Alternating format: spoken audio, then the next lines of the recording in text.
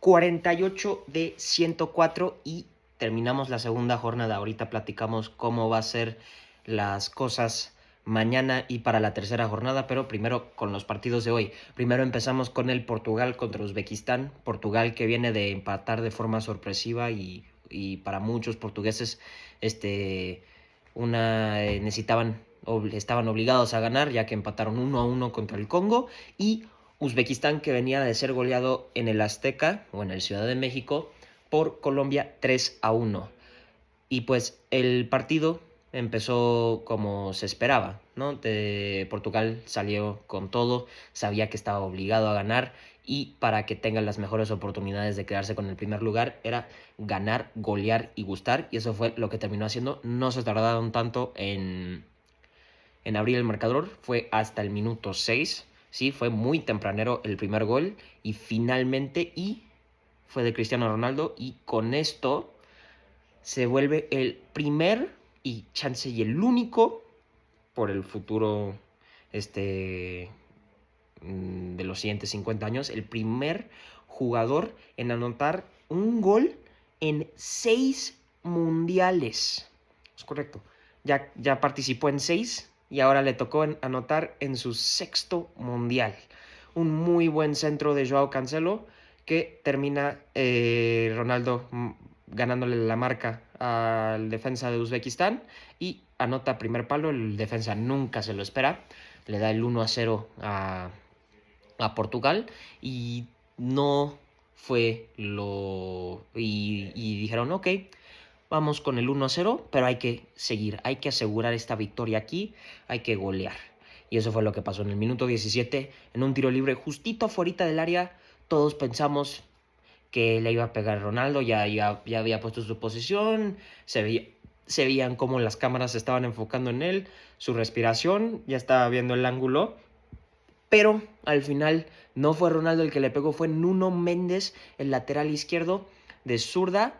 Hicieron una barrera, una barrerita ahí los de Portugal para que no pueda ver el portero, y el portero, que tenía tanta confianza de que le iba a pegar Ronaldo y que iba a ir a su palo lejano, nunca vio ese balón ir a su palo y terminó entrando el segundo gol. Increíble, una jugada que todos pensábamos que iba a ser Ronaldo, pero al final terminó siendo Nuno Méndez y terminó pagando con el 2-0. Ya después, como que le bajó un poquito Portugal la intensidad, pero de todos modos ahí hubo un gol que terminaron anulándoles. Uzbekistán había perdido en 3/4 de cancha y... bueno, no. Este fue un gol de Uzbekistán que había descontado el marcador a Uzbekistán, perdón, ahí, aquí viendo las notas. Habían robado el balón y fue un golazo, un auténtico golazo, pero después de la revisión de VAR se dieron cuenta que hubo una falta previa cuando fue el robo del balón, falta que sí existía, que la marcaron bien y le quitaron el gol a Uzbekistán, que esa prácticamente fue la única de muchísimo peligro que tuvo. Al final terminó siendo una falta en contra de ellos y les quitaron el gol. Ya después de eso, ahí sí se empezó a calmar las cosas para Portugal. Empezó a bajarle el ritmo al partido, porque sabía que Uzbekistán, si salían a presionar, iban a dejar unos huecos y Portugal iba a usar esos huecos para intentar de buscar otro gol.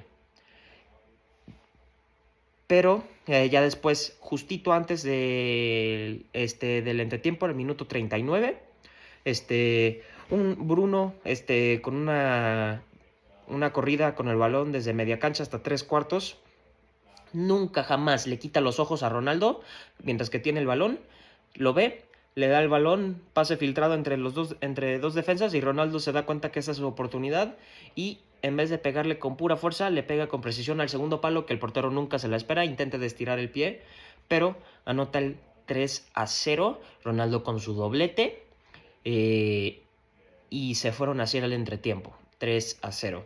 Portugal, que ya prácticamente tenía el resultado, pues el partido ganado, y Uzbekistán pues no había hecho nada hasta ese punto aparte de esa jugada. Ya para el segundo tiempo empezaron los dos un poquito relajados, ya que Uzbekistán no podía hacer tanto sin el balón y Portugal tenía total control del balón. Y se enseñaba en la posesión hasta ese punto, tenían creo que un 70% y terminaron con un 66%, o sea, ampliamente tuvieron control del balón y ellos manejaron el juego al final del día. Y bueno, y esto no señalaba que iba a terminar el partido 3-0. Ya después, en un tiro de esquina al minuto 60, este tiro de esquina fue muy corto. Intenta de taquito Joao Félix, y le cae en la portería. Después de una serie de rebotes, ahí le pega a un defensa de Uzbekistán y como que la ve el portero, pero no puede sacarla y al final termina siendo un gol en contra, pero para mí sigue siendo un gol que contribuye Joao Félix. Al final del día el balón iba a ir para él, pero al final hubo un desvío que al final lo marcaron como autogol de Nematov al minuto 60. Ya después yo pensé que iba a terminar esto, como seguían iban a terminar 8-0, 9-0, iba a ser una paliza total, una humillación, iban a ganar, golear y gustar hasta aún más, pero no terminó siendo. Ya después Híjole, se me crashó, pero no importa. Resolvimos. Después del 60, ya después no hubo demasiadas de peligro. Ya el 87, que fue la última jugada, que terminó siendo como gol. Gol del recién entrado Rafael Leao, que el partido pasado no había hecho demasiado. Un centro a ras del piso, un desvío de Kusanov, que pues intentó lo que pudo para sacar el gol, el centro, pero le queda a Leao, que viene corriendo desde la otra banda y le pega a la portería y le mete un golazo 5-0 y así termina el partido. Portugal, que se ponía hasta ese momento como primer lugar de su grupo, y ahorita vemos qué fue lo que pasó con Colombia, y Uzbekistán depende muchísimo de otros equipos para terminar pasando como tercer lugar, pero prácticamente está eliminado. Y pues después jugamos con el Inglaterra-Ghana, una Inglaterra que viene de golear 4-2 a Croacia, y Ghana que viene de ganarle al último minuto a Panamá 1-0 la semana pasada. Los 10 minutos, Inglaterra como que bien, estaba viendo cómo pasar ese bloque defensivo de Ghana. Al final del día lo que terminó haciendo, no tanto funcionando, pero haciendo la mayoría del partido fue usar las bandas y como que abrir ese bloque, intentar de abrir ese bloque, a ver si se podían abrir ahí unos pases entre líneas. Pero al final del día no hubo demasiado, aunque terminó Inglaterra con 78% de posesión. La mayoría de esa posesión fue, como yo le digo, una posesión sin causa. Es de esa posesión que se la pasan entre el bloque, entre los cuatro defensas, ahí un pase al mediocampista, el mediocampista no ve nada y se la regresan. O después hay unos que van intentando por la banda y se la regresan. Entonces no hizo demasiado Inglaterra con el balón, especialmente en el primer tiempo. Ese primer tiempo no hubo muchas jugadas de peligro. En general, ni siquiera de los dos equipos, y principalmente Inglaterra, que fue el que tuvo el balón la mayoría del tiempo. Ese primer tiempo no fue nada descatable, no había nada de rescatar en ese primer tiempo. Varios jugadores se empezaron a frustrar porque no podían centrar, o no veían los pases que después de vez en cuando se abrían, pero se fueron en el de tiempo a 0-0. Para mí, siento que Tuchel, el director técnico de Inglaterra, se equivocó con los cambios. Y te digo por qué. Cuando tienes a un jugador del nivel que están, por ejemplo, Marcus Rashford, que viene de una temporada increíble, que estaba de préstamo con el Barça, Morgan Rogers, que en el Aston Villa ganó la Europa League, y Ollie Watkins, que también con el Aston Villa fue campeón de la Europa League, no los metió a tiempo. Y por el caso de Oli Watkins ni siquiera lo metió. Como que hizo los cambios al revés, en mi opinión. Siento que Jude Bellingham era de lo más rescatable de ese ataque. Nada le llegaba a Harry Kane, absolutamente nada le llegaba a Harry Kane. Madueke y Anthony Gordon, que son los extremos que empezaron, no hicieron absolutamente nada, no sabían cómo recortar.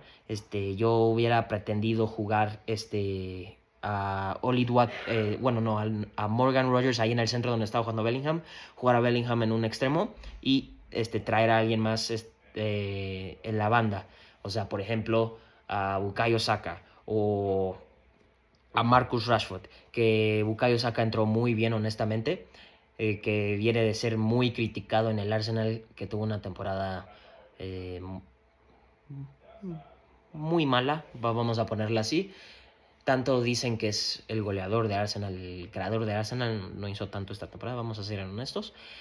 Pero al final del día, los cambios no le funcionaron, la mayoría los hizo al revés. Hubo uno al final, y bueno, dos al final, del jugador Elliot Anderson, el número 8 de Inglaterra, que impresionante que no las pudo meter, y un cabezazo de Nico O'Reilly que terminó pegándole al travesaño y le cayó a Kane, y Kane la voló a la facultad hasta Downtown Boston. Impresionante, pero al final se quedaron con 0 puntos, con 0 goles, y Ghana sigue impresionando.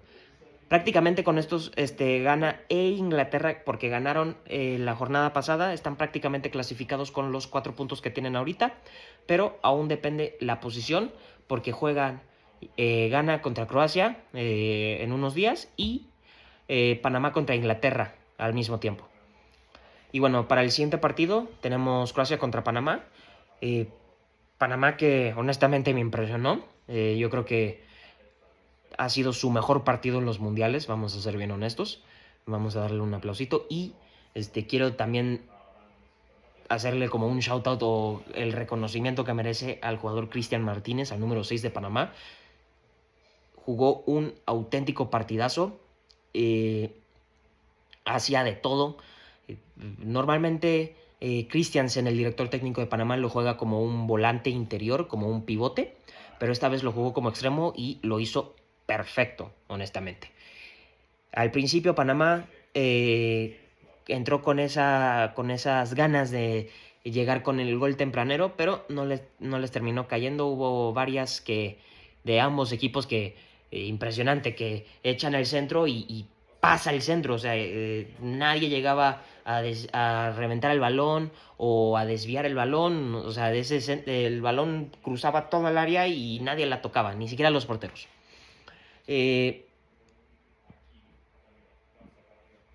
Hubo una de Panamá justito antes del cooling break, que desafortunadamente salió el balón, pero al final del día tú sigues jugando hasta que escuches el silbatazo del árbitro. Un muy buen centro, aunque como había dicho, salió el balón.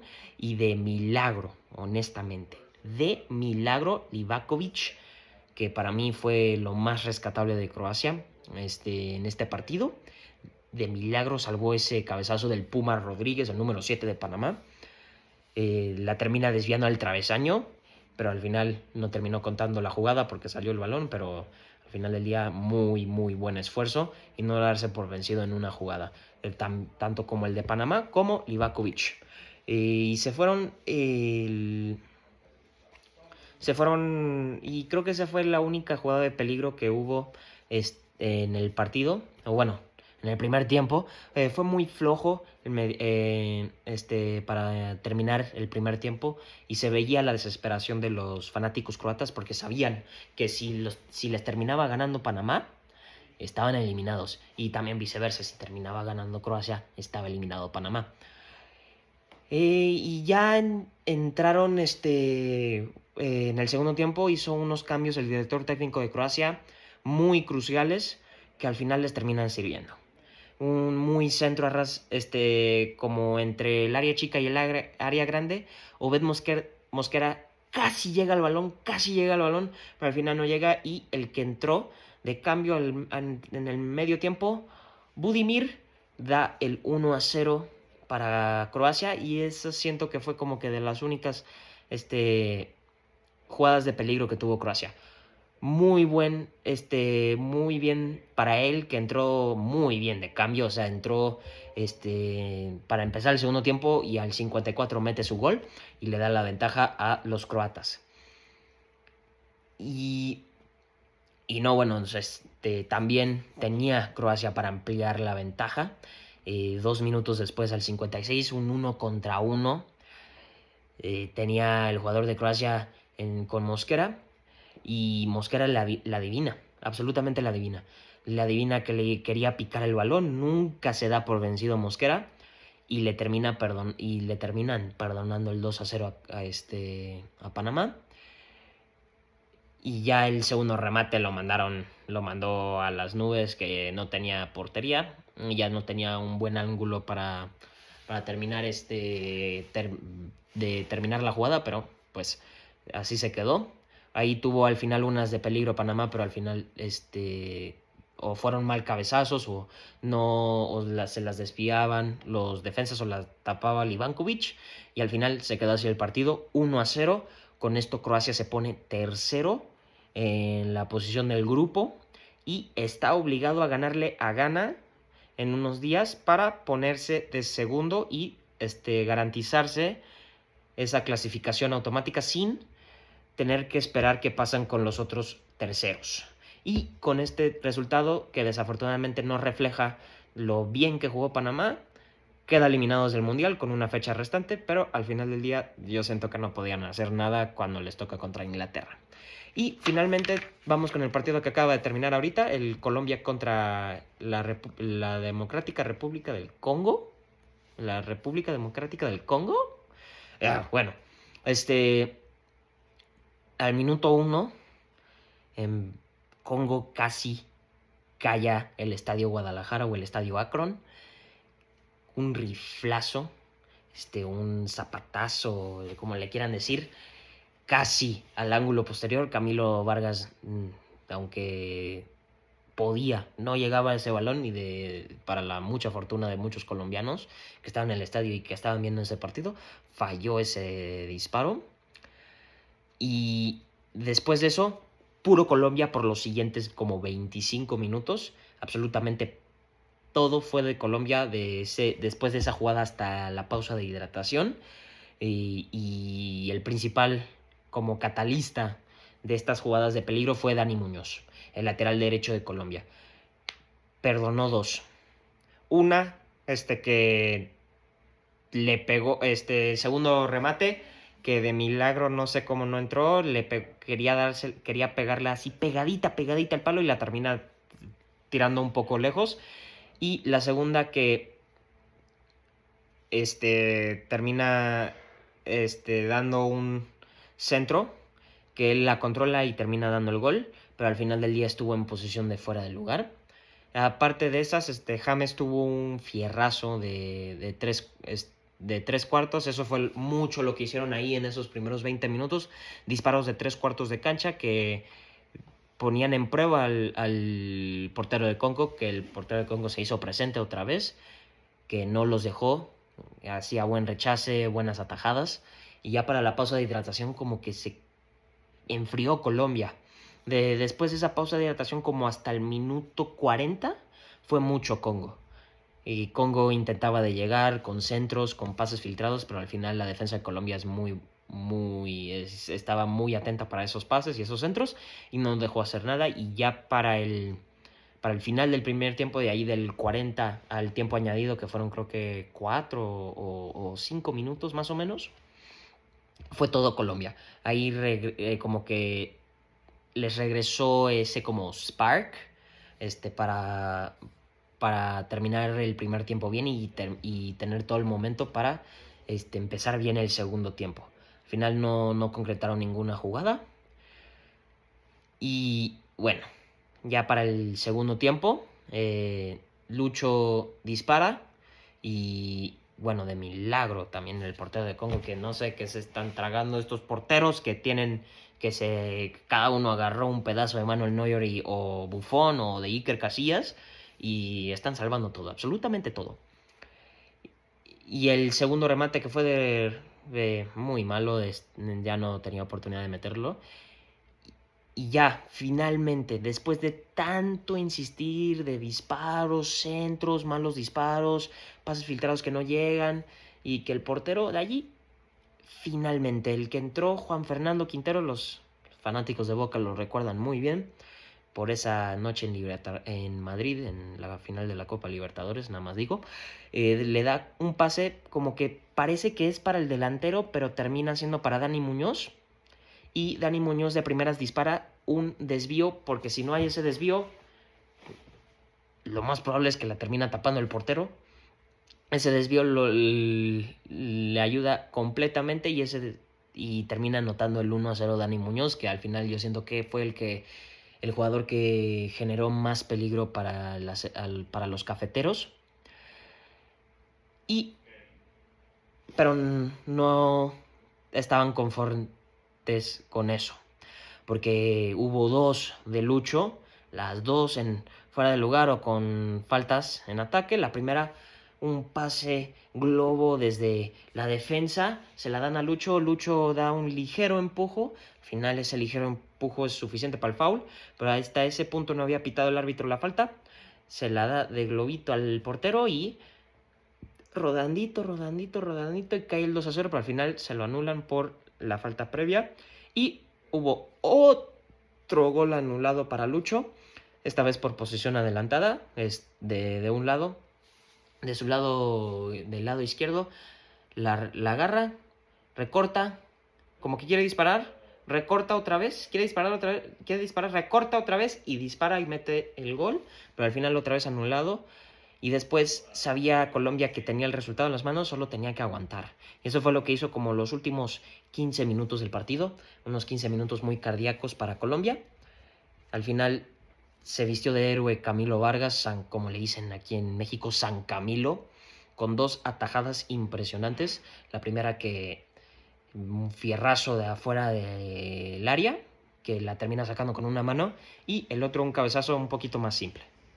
Y bueno, así se quedó el partido con el 1-0 y con esto Colombia y Portugal están clasificados a 16avos de final. Ahora falta quién queda de primero y quién queda de segundo. Lo bueno es que sabemos que ellos dos se enfrentan en el último día de la tercera jornada y si Colombia gana o empata, se quedan de primeros. Entonces Portugal está obligado a ganar para quedar de primeros. Y bueno, mañana empezamos a la 1 de la tarde. Un poquito más diferente, porque ya es la tercera jornada. ¿Y qué es lo que pasa aquí? Se juegan los partidos a la misma hora si son del mismo grupo. Entonces, aquí va. A la 1 de la tarde empezamos con el grupo de Canadá, el grupo B. Entonces, juegan a la misma hora Canadá contra Suiza y Bosnia contra Qatar. Canadá y Suiza que se están peleando el pase a ver quién queda de primero. Yo tengo a Suiza ganando, aunque Canadá tiene la localía. Yo siento que Suiza va a ganar y se va a quedar con el primer lugar del grupo B. Y a la misma hora Bosnia y Herzegovina contra Qatar, que estos dos estarían peleando para el tercer lugar. El que gane se queda con el tercer lugar y tiene las probabilidades más altas para clasificar a 16avos de final, y yo creo que va a ser Bosnia. Y bueno, a las 4 tenemos al grupo C, que es Escocia contra Brasil y Marruecos contra Haití a la misma hora. Brasil y Marruecos que se están peleando el primer lugar, y Escocia intentando, y también Escocia ahí, y pues Haití ya está eliminado. Entonces, ¿qué es lo que pasa aquí? Si Brasil gana y Marruecos gana con menos goles de diferencia, y si gana un poquito más Marruecos, no sé exactamente, termina pasando Brasil de primero y Marruecos de segundo. Si Escocia gana y Marruecos pierde, Escocia va de primero, Brasil de segundo, Marruecos tercero. Si terminan empatando los dos partidos, va Brasil primero, Marruecos segundo, Escocia tercero. Entonces ahí hay mucho que jugar para 3 equipos, ya que Haití ya está eliminado, pero van a ser 2 partidos muy entretenidos. Y finalmente a las 7 tenemos al grupo de México, que sería México contra Chequia y Sudáfrica contra Corea del Sur. México, que ya está clasificado de primero, entonces no importa si gana o pierde o empata. Al final del día, para hacer historia, tendrían que ganar para que sea su primer mundial en la historia de México de ganar los 3 partidos en la fase de grupos. Corea del Sur, que se está peleando el segundo lugar, ahí debe de haber una diferencia de goles entre Sudáfrica y Corea del Sur para que terminen en terceros o hasta en último lugar si le termina ganando Chequia a México, pero yo no creo que va a pasar. Yo creo que va a ganar México un 2-0 fácil, pero también un poquito complicado. Al final del día van a jugar aquí en el Estadio Ciudad de México y esa localía va a pesar un montón. Y en el otro partido, Corea del Sur, que se está jugando el segundo lugar, y Sudáfrica, que viene de empatarle a Chequia de forma milagrosa. Yo creo que Corea del Sur va a intentar de no depender del partido de México para asegurarse su segundo lugar, y yo creo que va a ganar Corea del Sur y va a terminar Chequia en tercer lugar y Sudáfrica en el último lugar de ese grupo. ¿Cómo ven los partidos de mañana? Y también para decirles y avisarles que siento que 6 partidos en un análisis va a ser demasiado. Entonces lo que se va a hacer ahorita para la tercera jornada, ya después para 16avos va a ser otra cosa. Se van a terminar los partidos del grupo B y se va a sacar un análisis de los partidos del grupo B y cómo quedaron. Y después va a ser un análisis del grupo C y se va a sacar un análisis del grupo C y los resultados, y también para el grupo A, y así vamos a hacerlo para toda la tercera jornada para hacer el contenido un poquito más corto, y para que el que quiera ver nada más lo del grupo B, vea lo del grupo B, y si no quiere ver lo del grupo A, pues está el episodio para el grupo B. Pues, ¿cómo vieron los partidos de hoy? ¿Cómo van a ver los partidos de mañana? Que tenemos 6 hasta el sábado. Los leo, nos vemos mañana tempranito.